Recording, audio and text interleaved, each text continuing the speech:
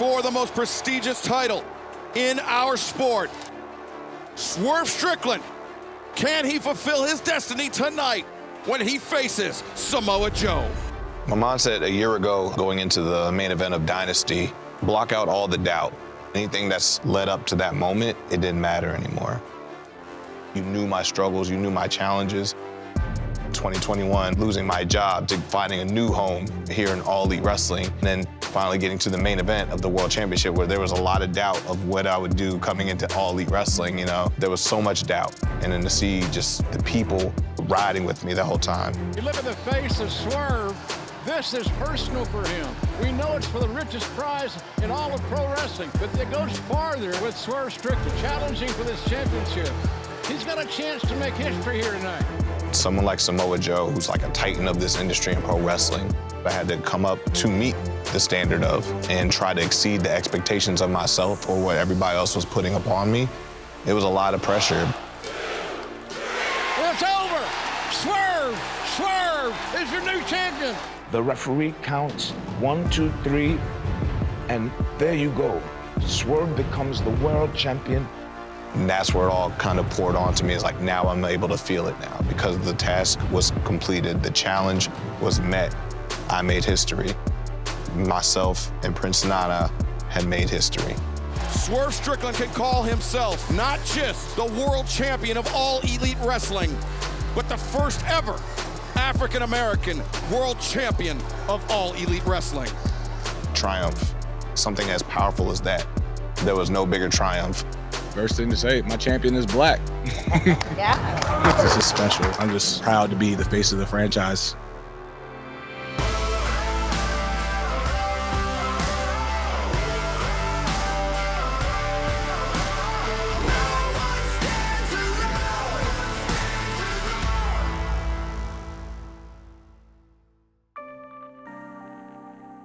Born in Tacoma, Washington, in September 30th, 1989.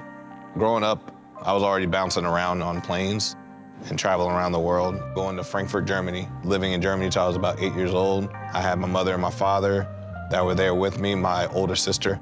We're a happy family. Being a part of a military family, the values that I took from that, to push through on things when they're not going your way, that kind of carried over to my wrestling career at a very young age, of where challenges and tasks just became what I do on an everyday basis. I graduated high school 2 weeks later, right to Fort Jackson, South Carolina, and went to my military, started my basic training. And I was just like, you know what? I'm gonna just take a risk in my life, attack with everything I got in this pro wrestling thing. When I started my training, the next year, my oldest daughter was born. So I ended up just dropping school and then just focusing on just like making money to support my wrestling and my child until about like 26, 27 years old, where I finally like had that little breakthrough moment in my wrestling career, getting a general discharge from the military. I was able to just focus everything I needed to do on just being a pro wrestler. Going to Defy, honestly, in Seattle was where I like broke away and made my own lane. There was no real wrestling promotion out there in the States that had African-American talent, weren't like the top guys or the face of the company. Now it's like, oh, Swerve is now the face of Defy Wrestling, the Pacific Northwest guy. So I was like, okay, now I have like a label. The journey in my music industry career has been like my pro wrestling career started all over from the beginning again. It's a newfound love and passion and that hustle. Montezi is my co-host to my Swerve City podcast that you see, is also the man that taught me how to rap from ground up. And now eventually like taking my other passion, which is pro wrestling, and merging the two in an organic way to eventually create Big Pressure. You know, shout out Flash Garments for like writing the song. And pro wrestling is the only world that could really introduce music to me in a language that I could understand and really see the parallels and see all the different patterns of how I can make this truly work to create who and what Swerve is. It's crazy just going from Montezi being in my little small apartment in Orlando, teaching me how to write a true like 16-bar verse, all the way to getting to Wembley Stadium, 50,000 people, and performing your own song with like legends and friends of yours. It took me all the way to the Grammys and to meeting Travis Scott and golf courses with 50 Cent. Wrestling and music is very powerful. In pro wrestling coming up, When you see a new young athletic African-American like wrestler come on the scene, that you kind of put them in that box of like, they're gonna do a lot of scramble matches with other African-American wrestlers. You're gonna have this hip hop gimmick, you're gonna come with this and that. You get all those things kind of like thrown on you automatically before it's like, you don't even know who I am really, you don't know what I'm about. When you're doing all these things, you're like, am I getting labeled or something? Am I getting stereotyped? Am I getting put into a box before people even understand or know me, before I even figure out who I am? There would be times I'd show up to shows and they're like, I don't know who I'm wrestling, but I'm booked on the show. And they'd be like, oh, one black wrestler, you're gonna wrestle this other black wrestler on the show. We're gonna call it the dark match.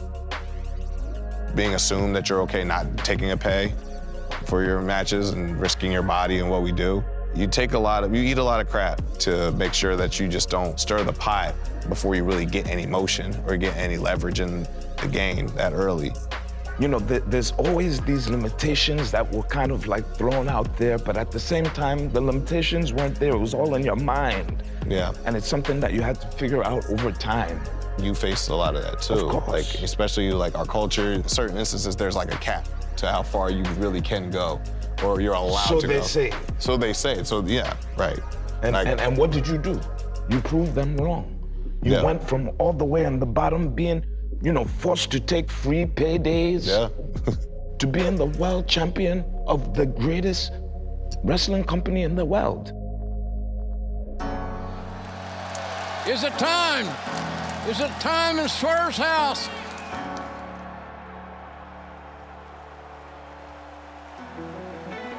Swerve, stop! And new All Elite Wrestling World Champion Swerve Strickland! You just witnessed a moment. I was able to truly captivate a lot of people across all different ethnicities, nationalities, backgrounds. Didn't matter your complexion, it just mattered of you being a person, man or woman. You felt something and you felt triumph. What a moment for Swerve Strickland. What a moment for AEW. Standing on the top of that turnbuckle with the confetti, the purple confetti falling all around that arena in St. Louis, holding that championship up, it gave people hope. This is Swerve's night. It's all about Swerve's town, Swerve's time, Swerve's house. The tears welling up in the eye of this young man from Tacoma, Washington. It meant I had more responsibilities than I thought. Being as the first African-American world champion, the standard isn't set anymore. I have to create it. I have to create it, and then whatever I create, I gotta exceed it again. And then the following week and the following match, I have to exceed that. Main event spots with Christian at Double or Nothing, a legend in himself. Will Ospreay, the hot signee, the new golden boy of AEW, all the way to Wembley Stadium with Bryan Danielson, one of the biggest shows of our company's history. Not as a token black guy, but as a great wrestler. It's worth crying for. But like I said before, I went through all of the emotions. Swerve went through all of those emotions, so you guys don't have to. You understand what I'm saying? I'm not gonna sit here and cry and moan about being mistreated or not being paid fairly. Everything led to the moment at Wembley Stadium. Both these athletes from the state of Washington in London, England at Wembley Stadium having at it for the world titles. Everything led to that moment with Samoa Joe, and it all was a full circle moment. My champion is black, baby. When you see someone like Swerve turn to the camera after winning a championship belt and saying, my champion is black, it's a statement for everybody. A moment that everyone, all of us have been rooting for this one individual to win that championship belt. And he just happens to be black. And he happens to be one of the best wrestlers in the world and someone that's gonna inspire masses for generations and generations to come. It was also like very taboo in a sense of like you're not supposed to say that. And I'm like, why? That's who I am. Exactly. And that's authentically me.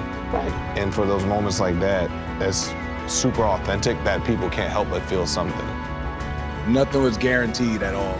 Nothing was handed out to me. I'm going to keep pushing. I have so many things to fight for, so many people to fight for. And that's what drives me every day. The story has just begun, my friend. One thing is for sure, he's coming back for the world title. I can't settle for less, and not just in Black history, but just wrestling history, period. That's motivating, that's inspiring, and I want to do that for the next generation, you know?